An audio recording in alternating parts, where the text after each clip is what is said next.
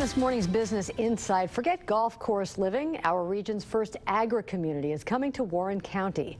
Aberlin Springs is a single-family residential community based around a working farm. All residents will be part of a community-supported agriculture. The cost will be $850 per household per year, which includes access to fresh produce, meat, and eggs. The community is owned by Leslie Ratliff, and North Point Group is the developer, working with the Ratliff family.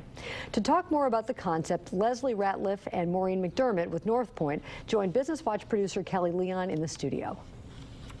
Thank you. And Leslie and Maureen, thanks so much for being here. Thank you.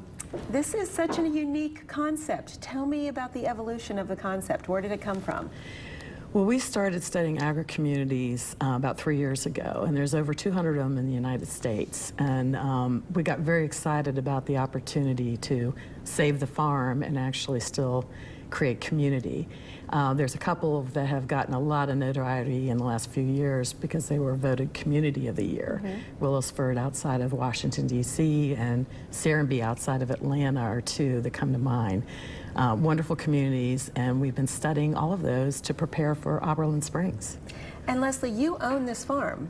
Yeah, this is my family's farm. And so, yeah, it started out, it feels like a village because it started out being my parents and my aunts and uncles lived up there. So there's multiple homes. And, you know, they've all passed away, and it's just my mom is left right now. So we decided we need to do something different with the farm. And food has become very important to me and to, I think, our culture. We need to be more aware of where our food comes from and connect back to the food. I'm a home builder, so it just seemed like the right combination to mix the home with the organic gardens and the organic farm. Love it. So instead of selling the farm or getting rid of the farm, it's keep the farm and let's build a community. Right. How many houses are you thinking about building? Do you know yet? There's actually 141 single-family homes. There's a total of 141 acres of the farm. But almost 70% of the farm will actually be preserved for woodlands and for agriculture. So we're very excited about that. We're clustering the homes to preserve as much as we can for the whole community to enjoy, as well as for the farmer to have a profitable operation. Well, and as noted earlier, the homeowners pay a fee, a yearly fee, and then that entitles them to what? How does that work? What are you going to grow? Or Right. Well, we compare this to a golf course community. So it's the same concept, only you have an organic farm that's the center of the community. So some people are going to be very interested in the connectivity and learning about foods and working on the farm and engaging their kids with the animals and the processing. We expect to have a store up there where we want our community members to be getting 90% of their food actually from our store. Wow. So they'll start with cattle and pigs and chickens, and we do turkeys every year, and eggs, obviously. And the whole permaculture concept is you use many different varieties of vegetables and fruits.